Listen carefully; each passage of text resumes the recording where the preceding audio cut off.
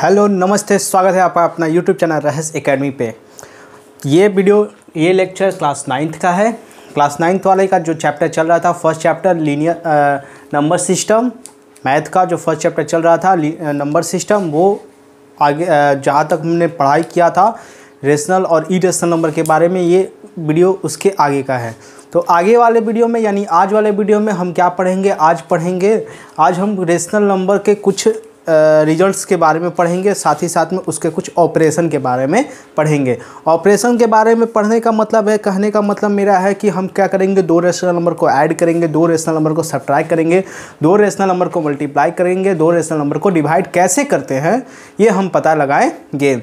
ये बहुत ही आसान सा वीडियो है, बहुत ही आसान से समझने वाला चीज़ है। आप इस वीडियो को पूरा देखिए और फिर समझिए, और आप क्या कर सकते हैं, इस वीडियो के माध्यम से आप अपना मैथ बना सकते हैं। आइए समझाते हैं हम। तो सबसे पहले अगर आप ध्यान से देखिएगा तो सबसे पहले हमने क्वेश्चन लिया है ऐड का। तो हम ये देखिएगा, जब ध्यान से ये देखिएगा तो ये क्या है, एक इरेशनल नंबर है, इरेशनल नंबर है, इरेशनल नंबर है, इरेशनल नंबर है, ठीक है।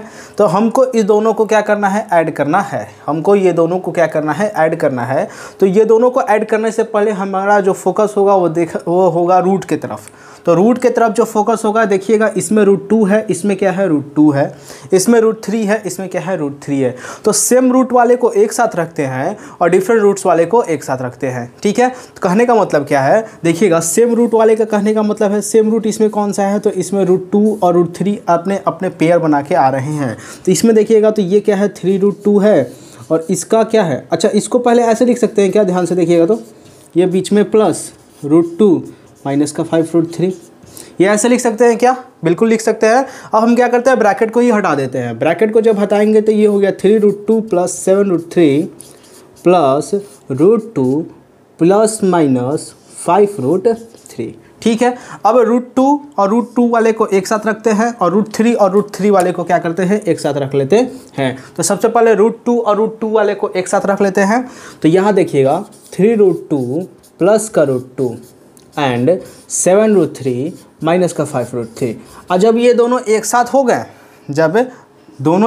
हो गए, तो जो हमारा सिंपल एडिशन होता है, जैसा इसमें ध्यान से देखिएगा, जो हमारा सिंपल एडिशन होता है वैसे ही हम कर सकते हैं। लेकिन उससे पहले जहाँ देखिएगा √2 के साथ जो कोफिशिएंट है वो क्या है 3 है, और यहाँ पे क्या है √2 का कोफिशिएंट कुछ नहीं है। जब कुछ नहीं होता है तो उसके पीछे क्या होता है, 1 छिपा हुआ होता है, यानी यहाँ पे क्या है 1 है। तो 3 और 1 मिला के कितना हो गया, तो ये हो गया मिला के 4√2, ये हो गया मिला के 4√2, ठीक है। उसी तरीके से इसका कोफिशिएंट कितना है 7 है, इसका कोफिशिएंट कितना है 5 है। लेकिन ध्यान दीजिएगा तो इसका जो साइन है वो किसके साथ है, प्लस के साथ है। इसका जो साइन है किसके साथ है, माइनस के साथ है। तो 7 और 5 प्लस माइनस है, तो प्लस माइनस क्या होता है, माइनस होता है। तो 7 में से आप 5 घटाइएगा तो कितना हो जाएगा, ये हो जाएगा 2√3, ये हो जाएगा 2√3। तो ये है बिल्कुल एडिशन का सवाल, ठीक है। ये है बिल्कुल एडिशन का सवाल, ये बहुत ही क्या है, आसान है। चलिए अब हम चलते हैं सब्ट्रैक्शन की तरफ, ठीक है। आइए हम चलते हैं सब्ट्रैक्शन की तरफ।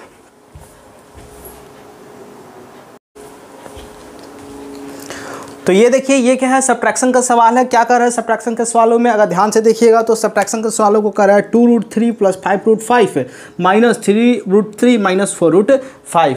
तो हमारा जो प्रोसीजर होगा, फर्स्ट स्टेप क्या होना चाहिए, हमारा फर्स्ट स्टेप होना चाहिए ब्रैकेट को रिमूव करना। तो ब्रैकेट को जब रिमूव करना है तो ब्रैकेट हम रिमूव करते हैं। तो ये हो गया ऐसे, ये ब्रैकेट रिमूव हुआ तो यहाँ साइन क्या है प्लस, यहाँ साइन क्या है माइनस, तो प्लस माइनस क्या हो गया -√3। और यहाँ देखिएगा साइन माइनस है और यहाँ देखिएगा साइन माइनस है, तो माइनस माइनस साइन क्या हो गया प्लस का, तो प्लस का 4√5। इसके बाद का हमारा जो काम होता था वो क्या होता था, सेम रूट वाले को एक साथ रख देने का, सेम रूट वाले को एक साथ रख देने का। तो ये यहाँ पे √3 है, यहाँ पे √3 है, इस दोनों को एक साथ रखिए। हाँ, एक बात का जरूर याद रखिएगा कि हमको साइन लेकर चलना है, हमको साइन क्या करना है, लेकर चलना है। बिना साइन लिए हुए अगर आप करते हैं तो आपके सवाल क्या हो सकते हैं, गलत हो सकते हैं। चलिए आइए समझते हैं। तो ये √3 और ये √3 एक साथ रख दिए, इसके साथ साइन प्लस का है, इसके साथ साइन किसका था, माइनस का था। ठीक है, अब क्या करते हैं, √5 वाले को एक साथ रख देते हैं, तो √5 वाले को भी हम एक साथ रख दिए।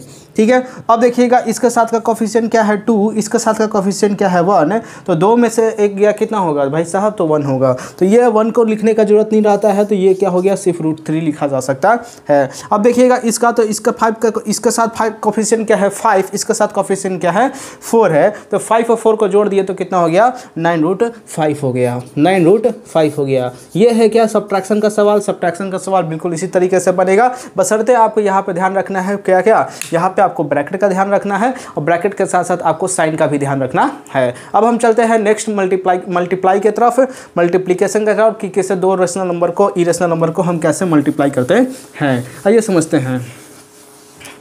तो देखिए क्या कह रहा है, क्वेश्चन कह रहा है, हम क्वेश्चन लिखते हैं खुद से। क्वेश्चन कह रहा है, ध्यान से देखिएगा, तो कह रहा है 5√11 बाई 3√11।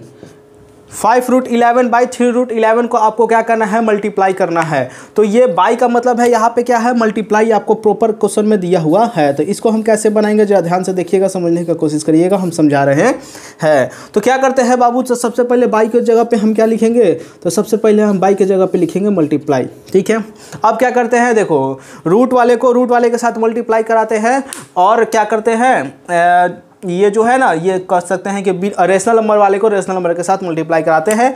तो इसका मतलब ये हुआ कि हम क्या करेंगे, 5 के साथ 3 का मल्टीप्लाई कराएंगे और √11 का हम √11 के साथ मल्टीप्लाई कराएंगे।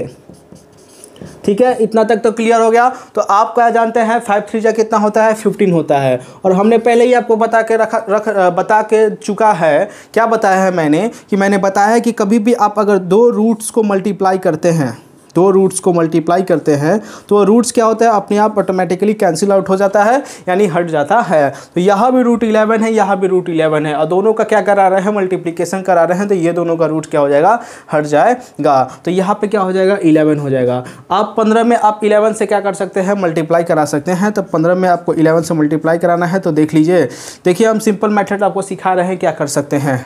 सबसे पहले ये देखिए 15, फिर यहाँ देखिए फिर 15, कितना आ गया, 165। कितना आ गया, 165, इसका आंसर हो गया। तो ये रहा मल्टीप्लिकेशन का सवाल। मल्टीप्लिकेशन का सवाल इस पे बनाइए आप अपने आप से, और कोशिश कीजिए बनाने का। आगे चलते हैं हम, आगे चलते हैं किसके तरफ, डिवीजन के तरफ। तो डिवीजन के तरफ में अगर बात करें, तो डिवीजन आते हैं, तो लिखते हैं डिवीजन का क्वेश्चन। तो डिवीजन का क्वेश्चन की अगर बात करें, तो डिवीजन का बात देखिएगा, तो होता है, एक क्वेश्चन लिखते हैं 15√15 बाई 3√5। डिवीजन का मतलब आपको पहले से ही पता है डिवीजन का मतलब क्या होता है। डिवीजन का मतलब होता है डिवाइड करना। तो सबसे पहले हमारा स्टेप होगा, ये बाई के जगह पे सबसे पहले हम क्या लिखेंगे, डिवाइड लिखेंगे। तो 15√15 डिवाइड 3√5। और आपको पता है कि मान लीजिए कि a डिवाइडेड बाई b होता है, तो हम इसको a बाई बी के फॉर्म में लिख सकते हैं। तो हम क्या इसको a बाई बी के फॉर्म में नहीं लिख सकते हैं, बिल्कुल लिख सकते हैं, कोई दिक्कत नहीं होने वाला है। तो नहीं होने वाला है, तो ये हम लिख दिए इसको a बाई बी के फॉर्म में। जरा आप ध्यान से देखिएगा इसको जरा ध्यान से देखिएगा। तो क्या इसको हम 3 के टेबल से 15 कटा सकते हैं, बिल्कुल कटा सकते हैं। कितने बार में, 5 बार में कटा सकते हैं। नंबर वाले को नंबर वाले के साथ कटाइए, रूट वाले को रूट वाले के साथ कटाइए। ठीक है, तो और देखिएगा इसको ध्यान से। तो 5 के टेबल से ये कितने बार में कट सकता है, चाहे ऐसे कर दीजिए इसको। ये बच गया कितना, 5√15, और क्या हो गया, ये √5 हो गया।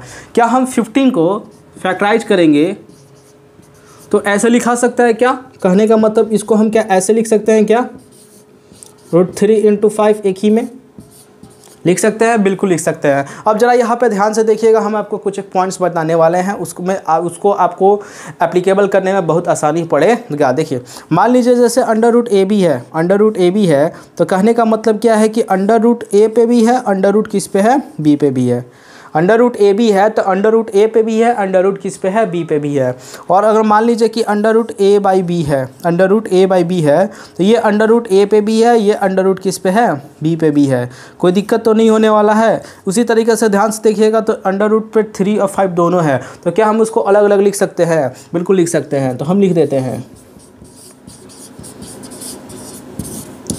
अब ये √5 के √5 कैंसिल आउट हो गया, अब बच गया आपके पास 5√3 और 5√3 क्या होगा, इसको डिवाइड करने पे मिलेगा। आशा करते हैं आपको यह वीडियो पसंद आया होगा और समझ में भी आया होगा। तो अगर समझ में आया हो तो लाइक शेयर सब्सक्राइब कीजिए। हाँ, आप लोग वीडियो पूरा देखिए, आप लोग वीडियो पूरा देखते नहीं हैं, पहले ही स्किप कर जाते हैं, मेहनत मेरा बेकार चला जा रहा है। थोड़ा आप लोग भी सपोर्ट कीजिए। वीडियो पसंद आया हो तो लाइक शेयर सब्सक्राइब कीजिए। धन्यवाद।